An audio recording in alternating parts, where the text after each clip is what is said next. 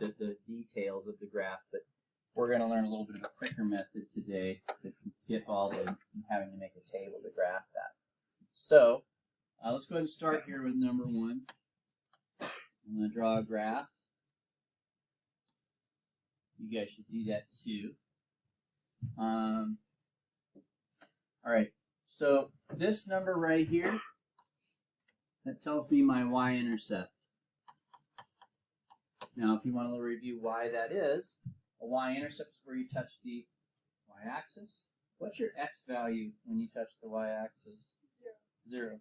And if you plug 0 in for x, 2.5 to the 0 power is 1, and 1 times 2 is just 2. So basically, you could think of plugging 0 and it makes the 2.5 just go away and just leave you that number in the front. So the y-intercept is 2. So I'm going to plot that first. So let's put a dot on the y-axis at 2.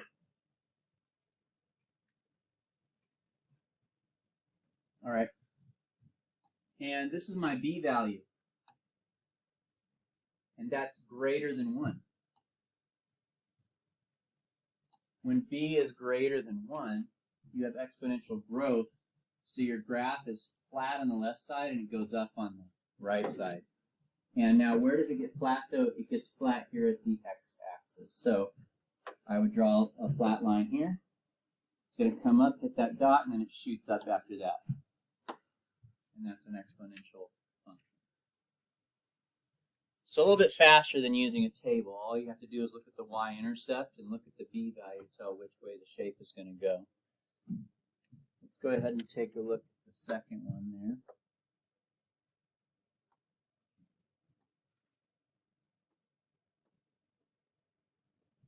All right, so I'll ask you to call on you here this time. So my first question is, go to Shamani. Shamani, what's the y-intercept for this one?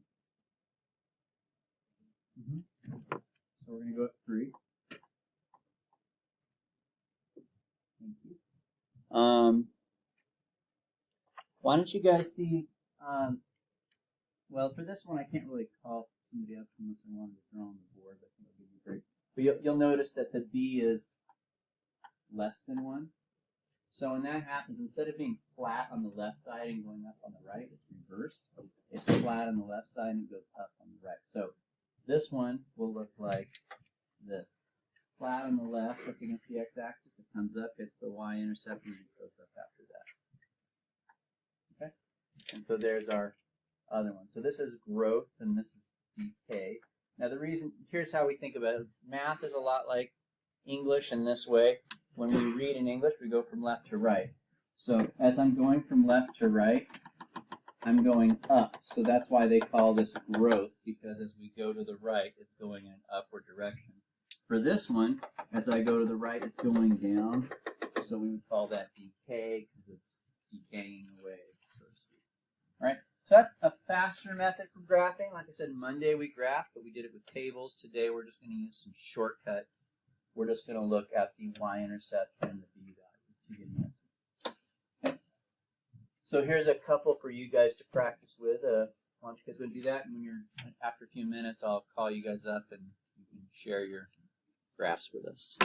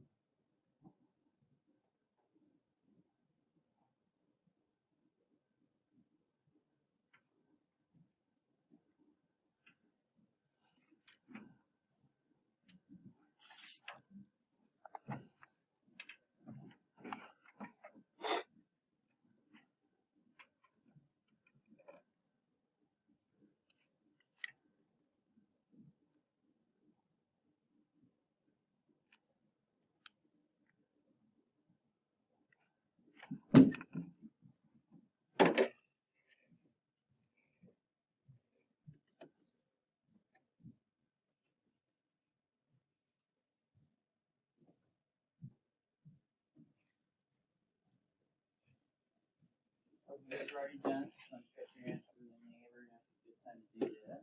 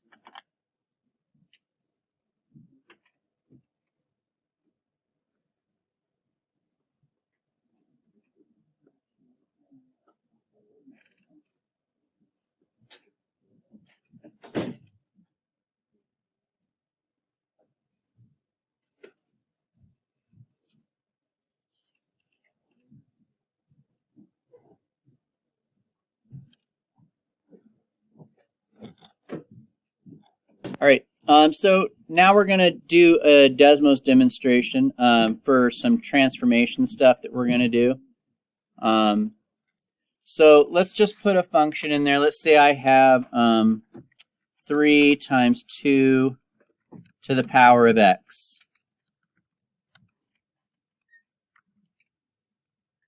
So there's that function there.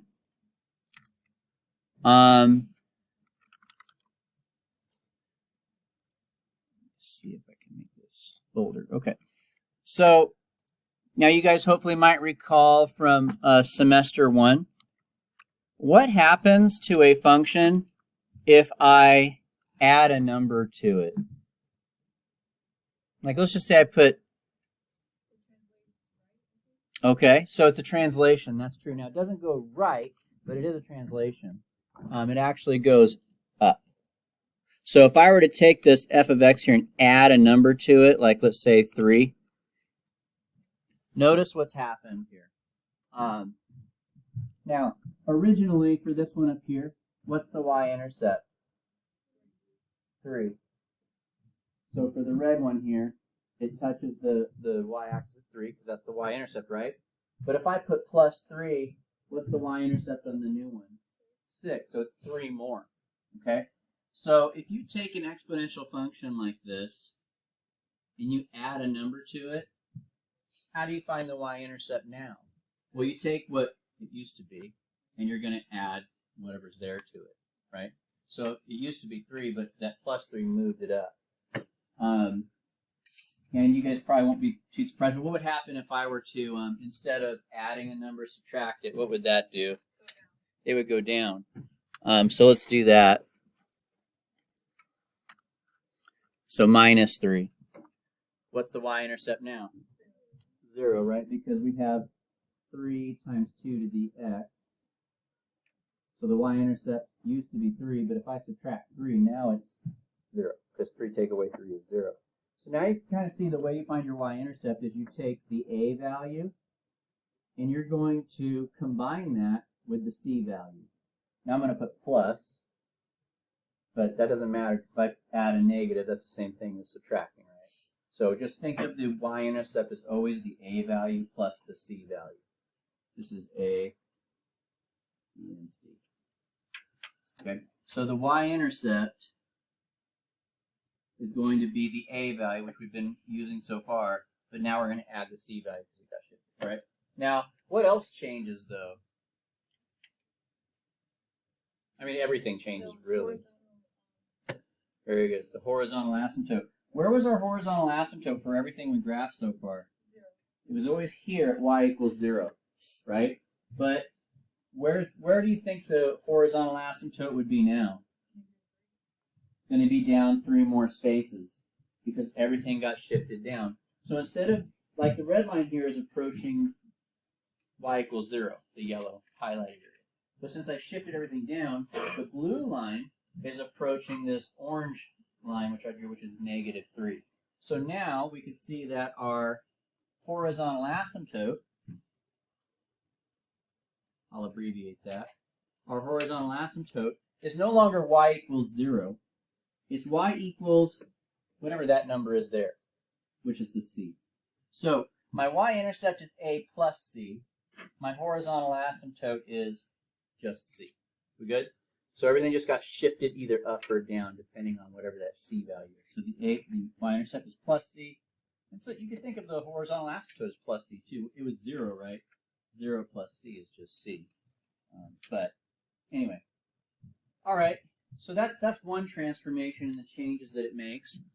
But I want to show you guys another transformation. What happens to a graph whenever you put a negative in front of it? Like, let's say instead of a 3, it was a negative 3. What's that going to do?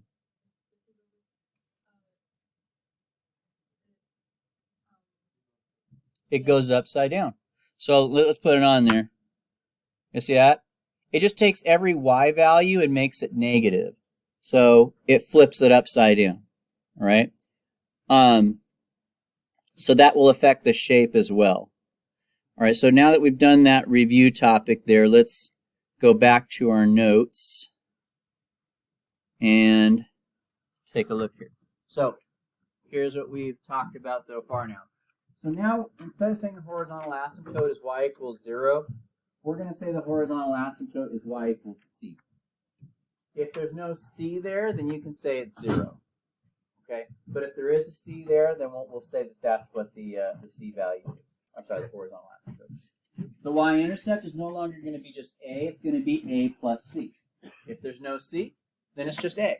But if there is a c, you're going to add that c there. Just some extra notes on the side. Sometimes you'll have, like if I give you guys this, y equals 3 times 2 to the x plus 4, right? That's my a value. But sometimes they'll give you one that looks like this. Now they're not putting the parentheses there, but I can put them there. But just so you know, if they ever write one without the a in the front, they won't have parentheses. So in this case, what is the a value? It's 1. So if a is ever missing, it equals 1.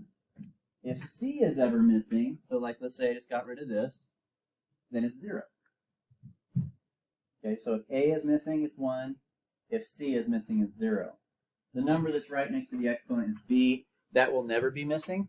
Otherwise, it wouldn't be an exponential function anymore. That will always have to be there. All right.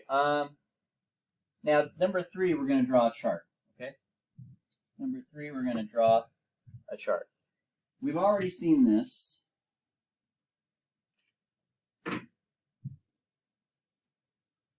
We saw that if b is greater than 1, the graph looks like this, with the horizontal asymptote.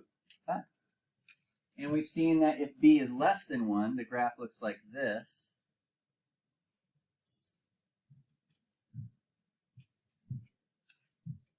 But every time we've done that so far, that's been with an a value that's positive. So what I'm going to do now is I'm going to give you an alternative now. What about if a is negative? Well, as Steve and Denise were saying, it's just going to flip it upside down.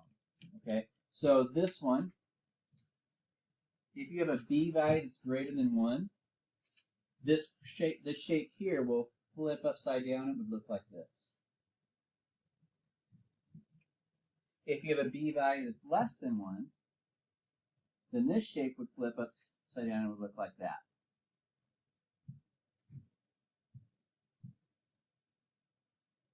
Okay, so the shape of the graph is going to be based on 2 things.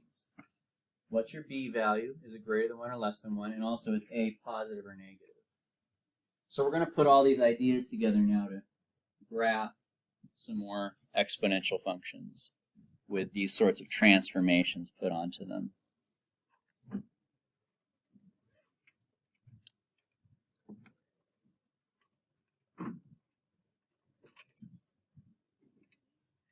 Sure. So the hash, just go ahead and fill that out for me and you're good to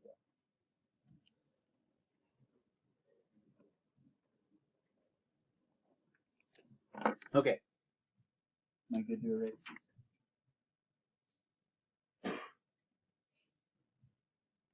I'll wait a second.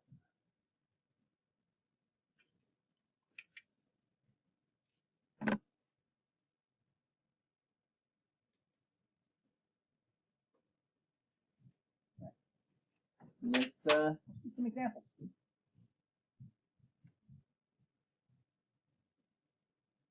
Now, this is more than just information that I had in this last slide, by the way. These are kind of like the steps.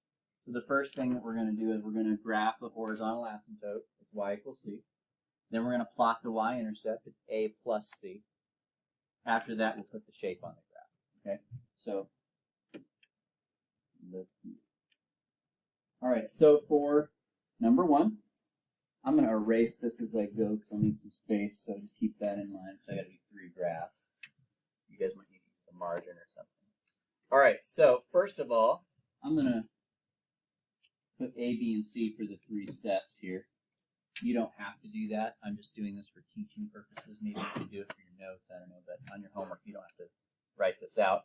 But the first thing we look for is our horizontal asymptote.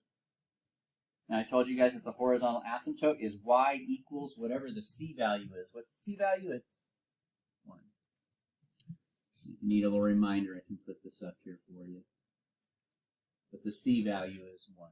So y equals 1. So what I'm going to do is I'm going to put a horizontal line dotted at 1. Because now instead of my graph getting flat against the x-axis, it's going to get flat against that dotted line now. So that's the first thing we'll do, is find a horizontal asymptote and graph it. The next thing that I'm going to do is I'm going to find the y-intercept where it touches the x-axis. I'm sorry, y-axis.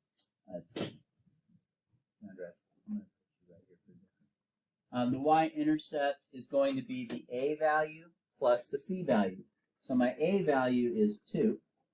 My c value is 1. So 2 plus 1 is 3. So it's going to touch the x-axis at 3.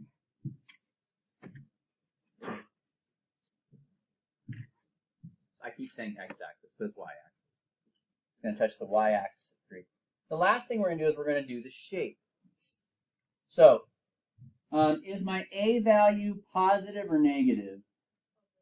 Okay, so I've got a positive a value. 2 is positive. And my b value, is it greater than 1 or less than 1?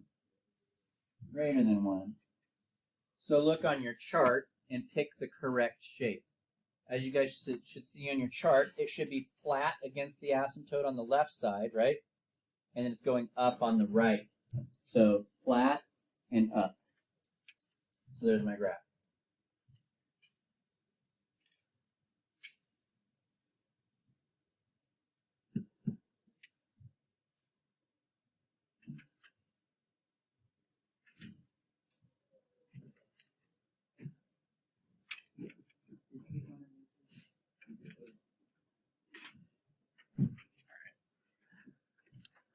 So let's go ahead and take a look at number 2.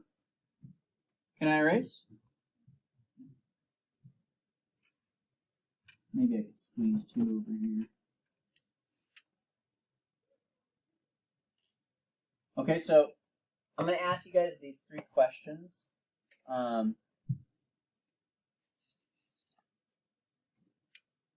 So the first thing, what's the first thing I look for, Cynthia?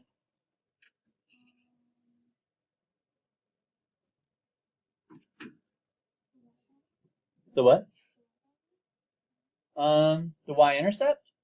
We could do the y-intercept first. I'm going to stick to the same steps I gave you, which is finding the the horizontal asymptote first. But you actually could do that first. But I'm going to ask Lily, what is the horizontal asymptote on this one? Yeah, it's the c value. So that's my horizontal asymptote there. So I'm going to put y equals negative 3. So I'm going to go down 3, and I'm going to put a dotted line there. All right. Now, I'll give you guys a second, but figure out what the y-intercept is, and then I'll call on you and ask you what you got. Because that's the next step, is to find your y-intercept. See if you guys can figure out what that would be.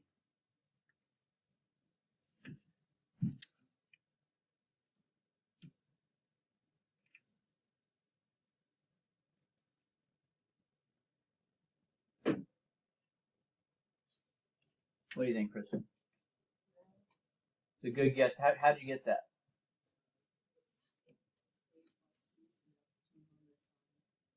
Okay, so it's A plus C. Now, if you looked at the right pieces, but the calculation was incorrect, because if you add a negative 3, it's subtraction. So we would have negative 3 take away 3, which is negative 6. So I'm going to put a dot on the y-axis at negative 6. Okay. Now we got to do the shape.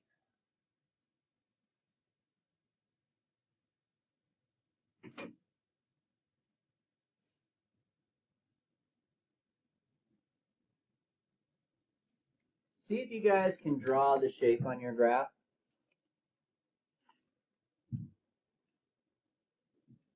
To do the shape, you have to look at your table. You're going to look at that A value and that B value that we talked about.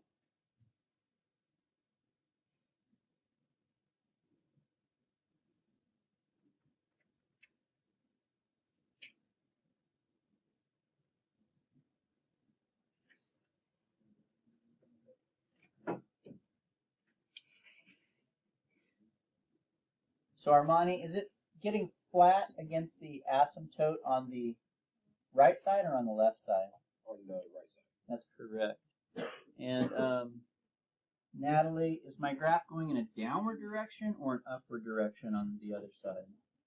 Downward. So it's going to be flat here, hit that dot, and going down. And there's that exponential function.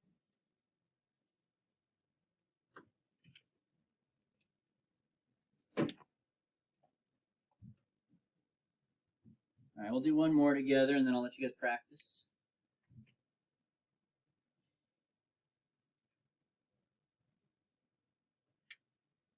Before we begin, we are missing some numbers here. What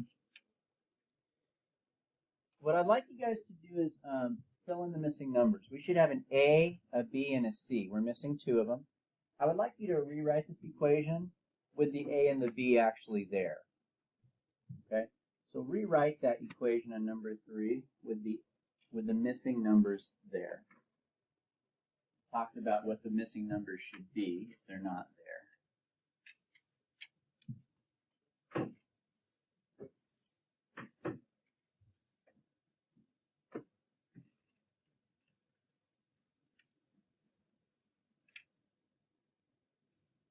So Cal, did you get a chance to do it? Rewriting the equation with the missing numbers? No? Let me try another card here. How about Amaya? Amaya? Oh, huh? Oh yeah, I did. I'm sorry. Ali and Amaya. Sorry. What would it be if I put in the missing numbers?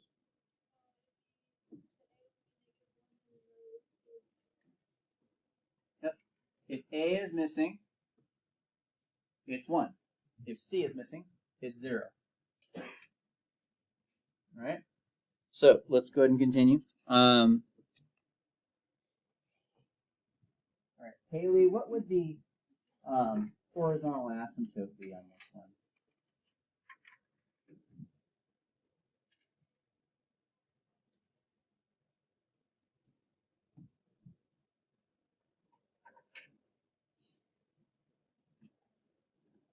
If you're not sure, it's okay. Want me to leave you alone? Okay. Brianna, what do you think the horizontal asymptote would be? Mm-hmm. So let's go ahead and graph that. I'm going to highlight it because when it's 0, that's the x-axis. So I'm just going to highlight it. Can't draw a dotted line on top of a solid line, so I'll just highlight it. But that's my horizontal asymptote. Go ahead and find your next part.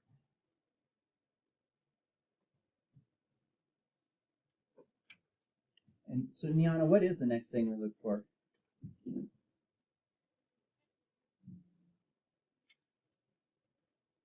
After we find the horizontal asymptote, we look for the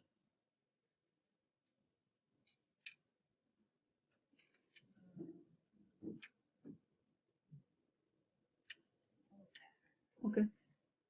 No problem. Let's try Michelle. After we look for the horizontal asymptote, what do we look for next? Y-intercept. So I'll give you guys a second to find that, and then I'll ask you what you got.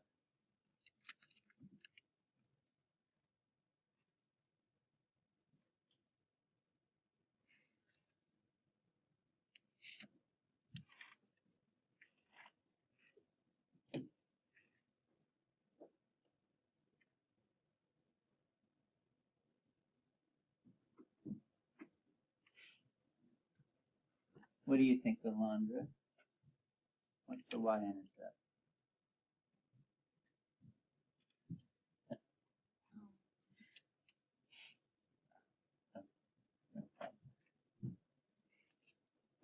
Brittany, what do you think the Y-intercept would be? Yeah. So you take the A value and the C value, and you add those together. So it's going to touch the Y-axis at negative. All right, last thing we'll do is the shape. So go ahead and put the shape on there, and we'll see what you guys get for that.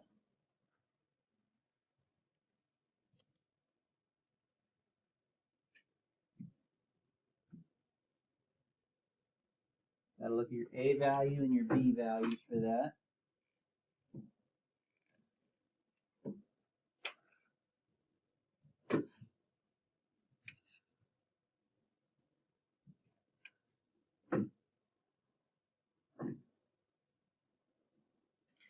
All right, so on this one, the A value is negative, because it's -1, and the B value is greater than 1, because it's 2.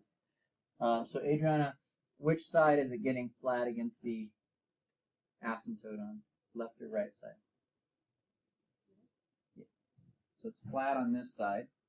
And then David, on this side it's flat. On the right side, is it going up or is it going down?